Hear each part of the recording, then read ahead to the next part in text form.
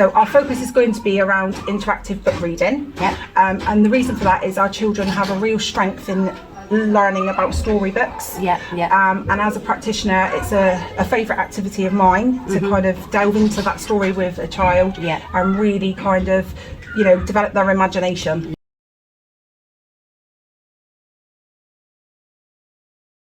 I remember when we were at our planning meeting, we talked about one of our actions, well, not actions, recommendations, was based on our ability to deliver a good story. To be able to use some new strategies to make it more meaningful to the children.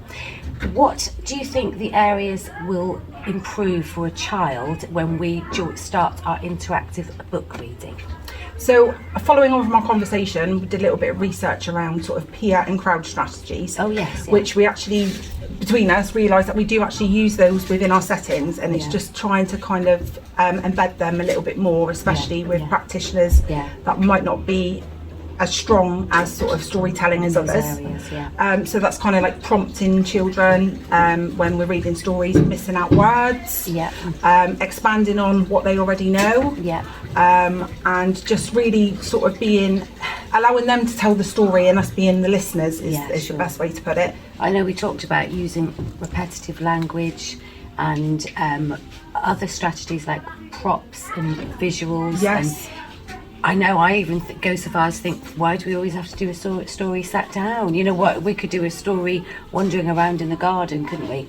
I know that we reflected on some of the evidence in the evidence store, and we were looking at some videos. Have you thought that you might use some of those with some of your practitioners? So kind of what's your plan to get your practitioners on board with your idea to expand our interactive book reading?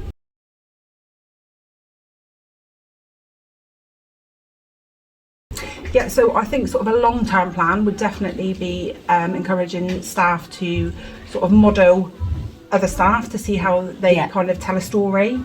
Using a lot of those strategies that I've just spoke about with the crowd and peer strategy, we could really have a look at as a team and kind of look at where we are strength and what areas we're missing, and possibly maybe even involve parents, so we could have sort of like parents come in and we could tell an interactive book storytelling session to parents, which will help obviously develop home learning.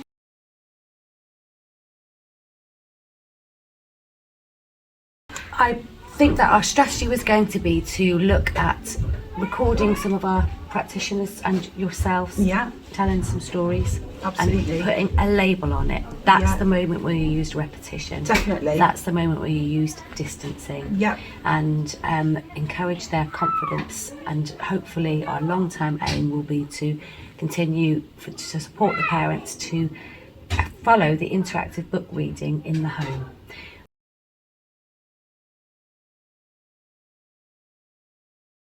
I know we recently just had our parents event, and one of your ideas was to bring them in next time. Yes. And you're actually going to tell a story. Absolutely, just to kind of show how we tell a story in nursery and how different it can be for a child and how much they engage into that story. How you can get so much the more more exciting it is, the more engaging they're going to be. I think we spoke before, about if you just sort of got a head in a book and you're not really kind of engaging those children. But it's almost like allowing them to kind of be a part of that story and eventually may even be able to take on a character role in the story. Certainly, and it certainly enhances their vocabulary, which can only improve their future opportunities for developing language, can't it?